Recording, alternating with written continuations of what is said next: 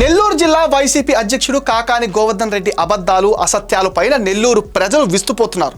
నిన్న మొన్నటి వరకు వైసీపీ నాయకురాలిగా చలామణి అయిన గంజాయి డాన్ అరవ కామాక్షికి టీడీపీతో లింకులు ఉన్నాయని కాకాని అడ్డగోలు ప్రచారం మొదలుపెట్టారు. 2023లో ఆమె వైసీపీలో చేరినప్పటి స్వాగత బ్యానర్లు, వైసీపీ నాయకురాలి హోదాలోనే తాజాగా ప్రభుత్వం పైన విమర్శలు చేస్తూ చేసిన వీడియోలు సోషల్ మీడియాలో చక్కర్లు కొడుతూ ఉంటే కామాక్షికి తమకు ఏ సంబంధం లేదని కాకాని చెప్పటం విడ్డూరంగా ఉంది అంటున్నారు. వైసీపీలో ఆమె జాయిన్ అయినట్టు అన్ని సాక్ష్యాలు కనిపిస్తూ ఉంటే కాదని కాకాని చెప్తున్నాడు. కామాక్షి వైసీపీని వదిలి టీడీపీలో ఎప్పుడు చేరిందో కాస్త చెప్పాలి కదా అంటూ నెల్లూరు జనాలు ప్రశ్నిస్తున్నారు.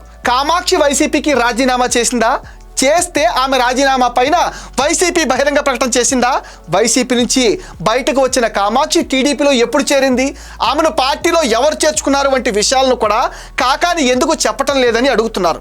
గంజాయి దందాలు ప్రశ్నించే వారిపైన దాడులతో పేట్రేగిపోయిన కామాక్షి వైసీపీ నేతల అండ చూసుకుని ఒక అమాయకుడిని హత్య చేసేంత వరకు వెళ్ళడం నిజం కాదా అంటూ కాకానిని నిలదీస్తున్నారు.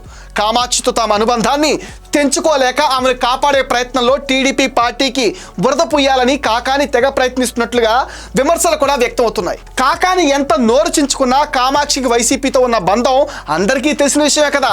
ఎలాగో అరెస్ట్ అయింది. ఇప్పుడు మీరు నోరు చించుకుని నెత్తి నోరు బాదుకున్న ప్రజలెవరూ నమ్మరు కాకాని అంటూ నెల్లూరు వాసులు ఏకి పారేస్తున్నారు.